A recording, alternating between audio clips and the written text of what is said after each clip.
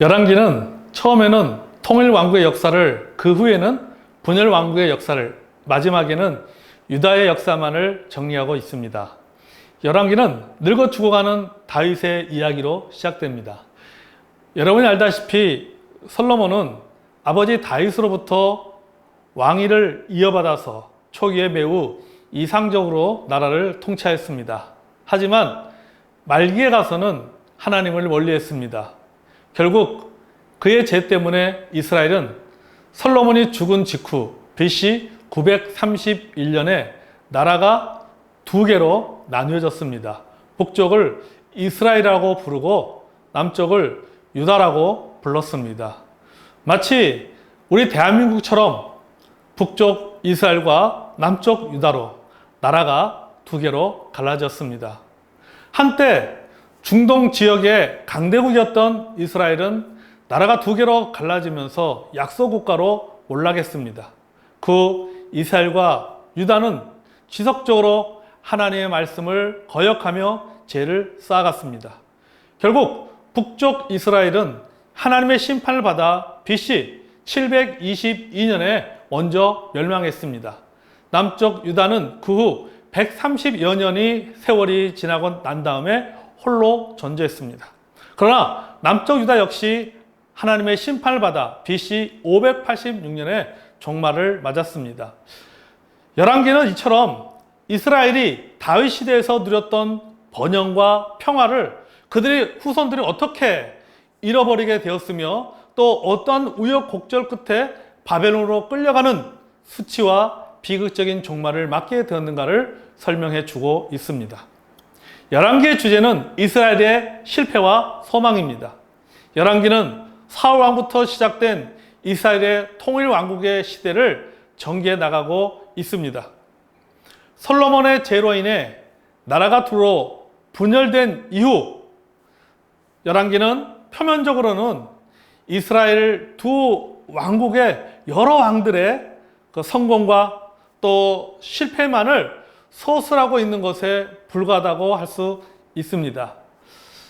저자는 계속되는 이 악한 왕들의 통치와 또 왕국 백성들의 그러한 어려움의 삶을 낱낱이 기록하고 있습니다. 그러나 우리가 이런 첫인상을 벗어나 버리면 열왕기는 한마디로 말해서 형편없는 왕들의 통치가 연속되어지는 어려운 상황에서도 살아계신 하나님의 약속이 주의 백성들로 하여금 미래에 대한 소망을 버리지 않게 하는 것을 우리는 열왕기서를 통해서 알 수가 있습니다. 이 소망은 하나님께서 다윗에게 사무엘하 7장에서 하신 약속의 기초를 두고 있습니다. 다윗이 죽은 지 이미 오랜 세월이 지났지만 다윗의 그림자는 이렇게 오랫동안 이스라엘의 역사에 위로와 소망을 주었습니다. 열왕기는 또한 다윗의 언약에 근거하여 책의 가장 마지막 부분에서 하나님께서는 아직도 자기의 백성과 함께 하신다는 것을 전제로 한 소망을 주고 있습니다. 여호와긴이 바벨론으로 끌려가서 감옥 생활을 시작한 지 37년 만에 풀려났습니다. 후에 바벨론 왕의 배려로 나머지의 삶은 편하게 여생을 보낼 수가 있게 되었습니다. 이 책의 마지막 부분에 이 내용을 기록한 이유가 무엇일까?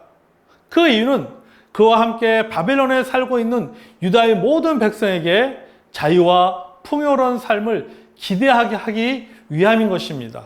그러니까 중요한 것은 이스라엘 사람들이 바벨론으로 끌려가 포로 생활을 하고 또 그 포로 생활이라고 하는 그 암울한 상황에서 이 소망을 제시했다는 점입니다. 주의 백성들이 가장 비참하게 느껴질 때, 또 가장 큰 절망을 경험할 때 하나님께서는 가장 가까운 곳에 와 계시다는 점을 강조하는 것입니다. 그러므로 우리 그리스도인들은 어떠한 순간에도 좌절할 필요가 없습니다. 내가 가장 포기하고 싶을 때, 내가 가장 절망할 때 하나님의 구원과 은혜를 기대하기에 가장 적합한 순간이기 때문입니다. 열왕기는 솔로몬의 그 왕정으로 시작해서 아까도 말한 것처럼 유다 왕국의 멸망으로 막을 내립니다. 솔로몬이 아버지 다윗으로부터 정권을 계승하였을 때는 모든 것이 다 좋았습니다. 그러나 그는 통치 말기에 하나님 말씀에 순종치 아니함으로써 왕국의 분열을 제공하는 직접적인 원인을 제공하였습니다. 두 왕국은 시간이 갈수록 하얀 곡선을 그리며 추락했습니다. 회복의 기미는 전혀 보이지 않았습니다. 결국 BC 722년에 아시리아에 의해서 북왕국은 멸망했습니다. 남왕국은 BC 586년에 바벨론에 의하여 멸망을 당했습니다. 자, 더할 수 없는 번영으로 시작한 이 민족의 역사가 몰락으로, 그것도 멸망으로 막을 내린 것입니다. 여로보암이 북방 10지파를 통솔하여 북왕국 이스라엘을 세웠지만 결국 210년 만에 멸망했습니다.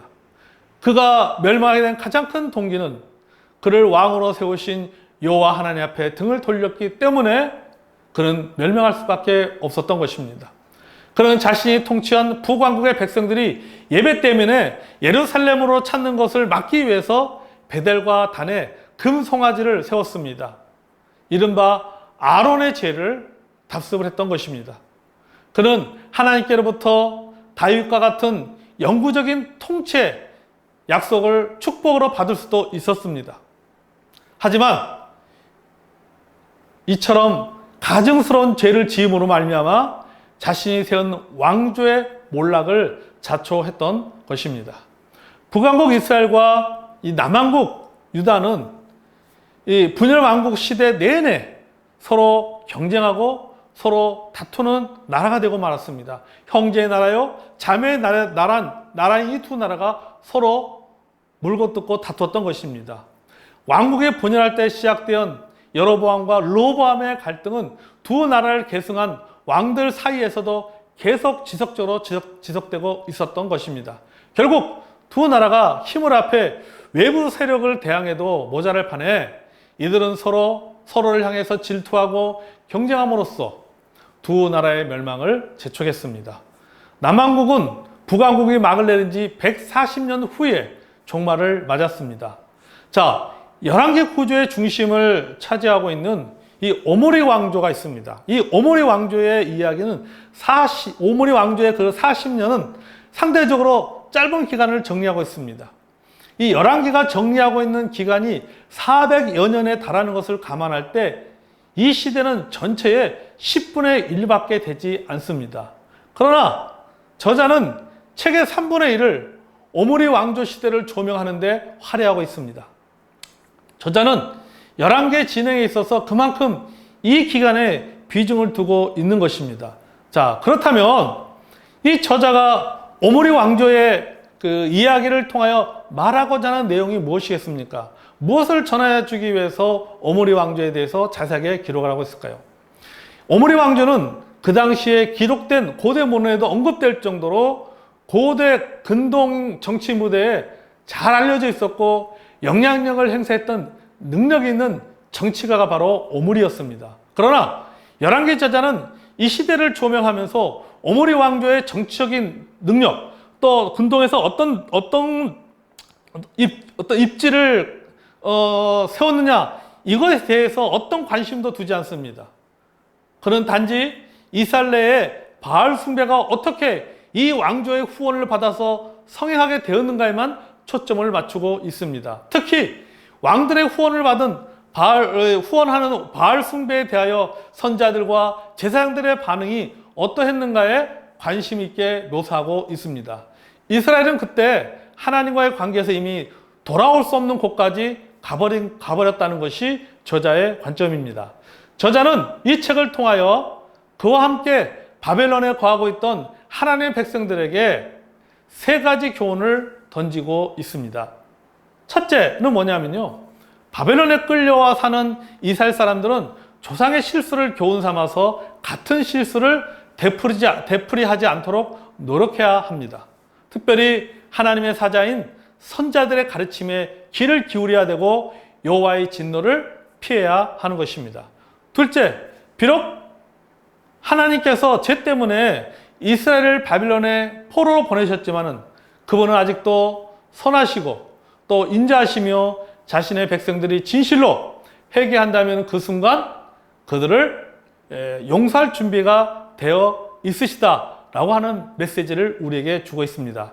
세 번째는 뭐냐면요. 비록 예루살렘은 폐가 되어 성전은 불타고 백성들은 바벨론으로 끌려갔지만 이스라엘은 아직도 하나님의 백성입니다. 그리고 여호와께서는 그 순간에도 자신의 백성들에게 소망과 힘을 주시기를 원하시는 것입니다.